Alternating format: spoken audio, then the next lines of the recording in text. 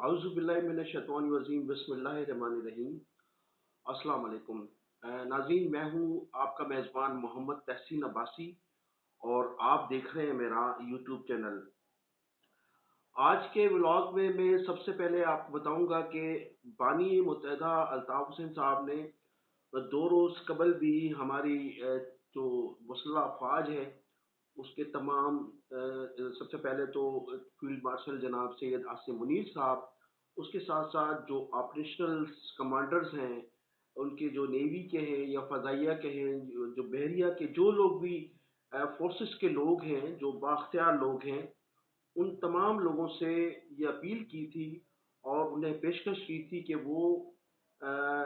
मुत्तहदा कौमी मूवमेंट से बैठकर बात करें और मुत्तहदा कौमी मूवमेंट जिसके कायद अल्ताफ़ हुसैन हैं, वो आपसे बैठकर बात करने के लिए तैयार हैं। और जिस तरह से माजी में मुत्तहदा कौमी मूवमेंट ने जो है अपना किरदार अदा किया है मुल्क की सलामती और खुशहाली के लिए, एक मरतबा फिर हम इसी तरह से अपना किरदार अदा करने के लिए तैयार हैं। उन्होंने कहा कि ज़रूर कुछ गलतियां हमसे भी हुई होंगी और कुछ गलतियां आप लोगों से भी हुई होंगी, लेकिन उन तमाम गलतियों का इजाला हो सकता है, चूँकि आज मुल्क की हालात ऐसे हैं कि एक तो पूरे मुल्क में पूरी कौम को यकजा होना होगा और दूसरा ये कि अब हमारी जो इस वक्त सूरत हाल है कि हम चारों तरफ से इस वक्त दुश्मनों के घेरे में हैं और हमारी सरहदें इस वक्त जो है वो गैर महफूज हैं। तो हमारी जो कौम है वो मुख्तलिफ टोलियों में बटी हुई है। लिहाजा हम तमाम उन तमाम लोगों को जो जिनकी आवाम में मकबूलियत है या जो जिनकी पॉपुलरिटी आवाम में है, उन लोगों के साथ मिलकर बात की जाए, उन लोगों को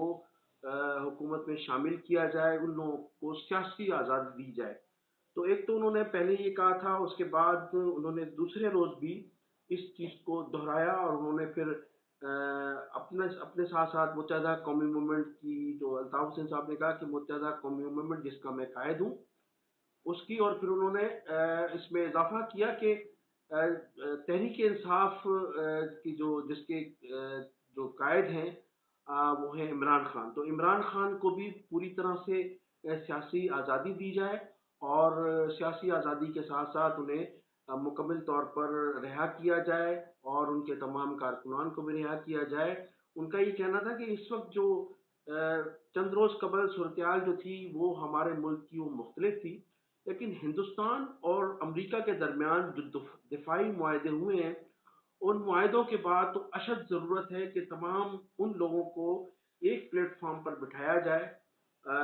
जो लोग आवाम में कोई मकबूलियत रखते हैं। उन्होंने कहा कि इमरान खान पूरी तरह से उनकी जो है जमात मकबूलियत रखती है पाकिस्तान भर में, और उसके साथ साथ उन्होंने कहा कि सिंध के शहरी इलाकों में और फिर उसके साथ साथ पंजाब के भी बाज़ इलाकों में मुत्तहदा कौमी मूवमेंट का वोट बैंक भी है, हमारे हमदर्द भी हैं, हमारे साथी भी हैं और माजी में भी थे और आज भी हमारे साथ हैं। तो उन्होंने कहा कि तमाम लोग जो हैं हम मिलकर इस मुल्क की सलामती और खुशहाली के लिए अच्छे फैसले भी कर सकते हैं और अच्छे उसके नताइज भी हासिल होंगे। उन्होंने कहा कि अगर ये तमाम जो जिन जिन जिन लोगों के लिए मैं कह रहा हूँ, जिन जिन लोगों के पास अवामी मैंडेट है, अगर उनको आज़ादाना मुनसिफाना इंतखाबात कराकर इक़्तिदार जो है वो आवाम के मुंतखब नुमाइंदों के हवाले किया जाए और मुंतखब उन लोगों को मैंडेट इक़्तिदार दिया जाए जिनको हकीकी मैंडेट हासिल हो। उन्होंने कहा कि फिर देखें कि हिंदुस्तान अमेरिका से इस किस्म के 10 मुआहदे भी करे तो पाकिस्तान का इंशाल्लाह कुछ नहीं बिगाड़ सकते। तो उन्होंने कहा कि एक तरफ तो अफगानिस्तान की सूरत हाल, अफगानिस्तान से हमारे ताल्लुकात अच्छे नहीं हैं,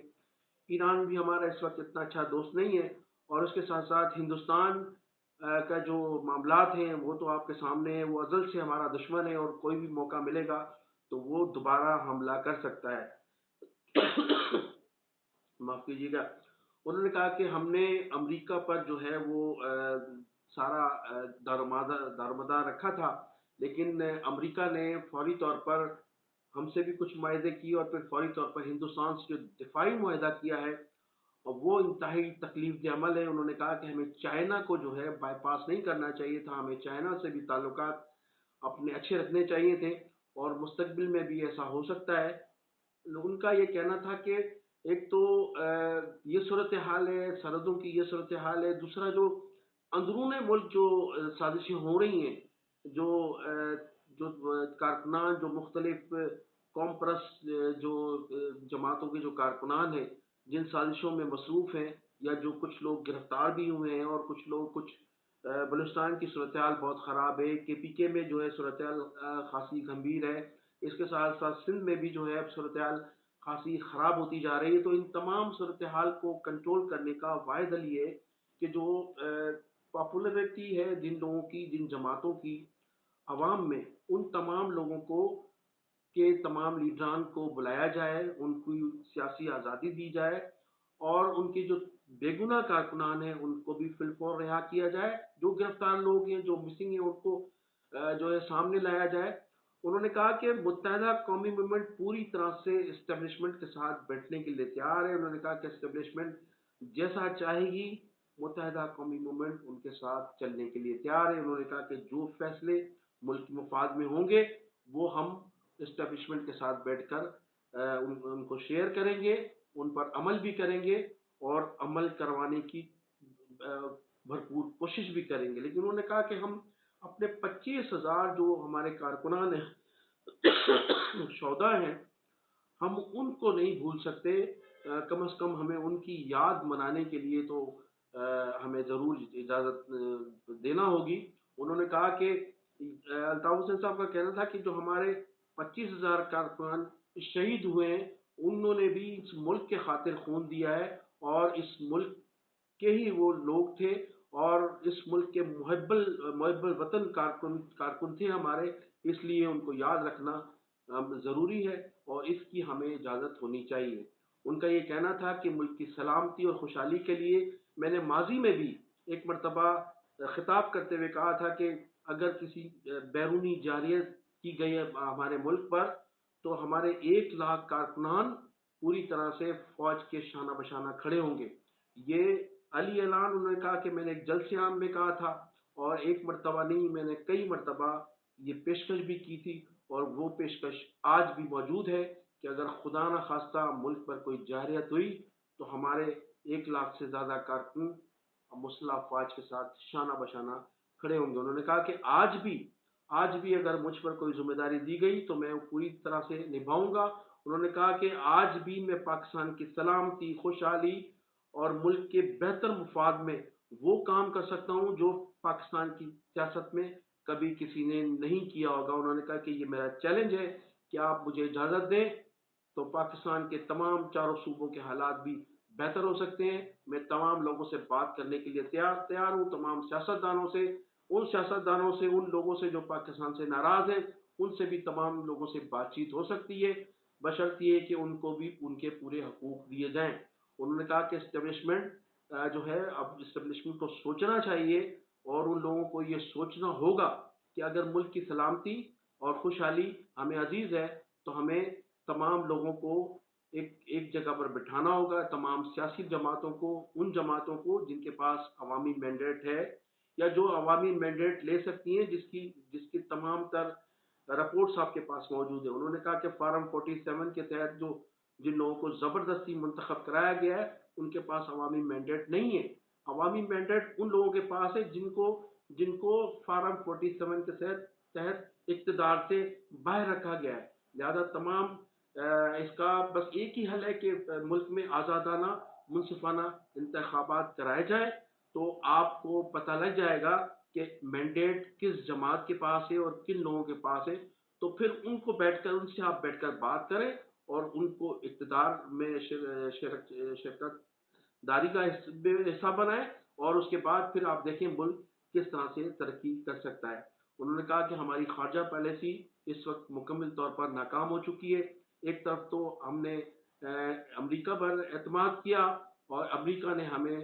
2 روز قبل دھوکہ دیا ہندوستان سے دفاعی معاہدے کر کے، اور امریکہ پر ہم نے اس قدر اعتماد کیا کہ ہم نے چائنا جیسے با اعتماد ساتھی کو ناراض کیا۔ ان کا یہ کہنا تھا کہ جو عوام کے منتخب ووٹوں سے حکومتیں بنتی ہیں، ان کو عوام کا مینڈیٹ بھی حاصل ہوتا ہے، اور پھر بیرونی دنیا میں مکمل طور پر ان حکومتوں پر اعتماد بھی کیا جاتا ہے۔ تو موجودہ حکومت جو ہے وہ مشکوک بھی ہے، اور دنیا کی نظر میں جو ہے وہ منتخب حکومت نہیں ہے۔ تو ناظرین، یہ تھی صورتحال۔ الطاف حسین صاحب نے مسلسل 2 دن تک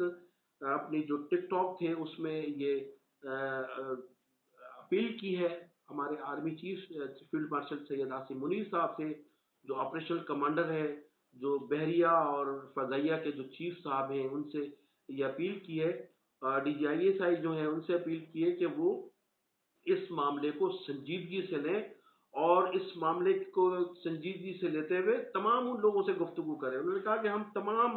چیزیں ماننے کے لیے تیار ہیں، ہم تمام اسٹیبلشمنٹ کی باتیں ماننے کے لیے تیار ہیں، محض ملک کی سلامتی اور خوشحالی کے لیے۔ تو ناظرین، میں انہی الفاظ کے ساتھ آپ سے جانا چاہوں گا۔ آپ میرے چینل کو سبسکرائب بھی کیجیے گا، اور کمنٹ سیکشن میں اپنی قیمتی رائے کا اظہار ضرور کیجیے گا۔ اب دیکھنا یہ ہے کہ اسٹیبلشمنٹ کی جانب سے اس پیشکش کا جو ہے وہ کیا جواب ملتا ہے۔ السلام علیکم۔ پاکستان زندہ باد۔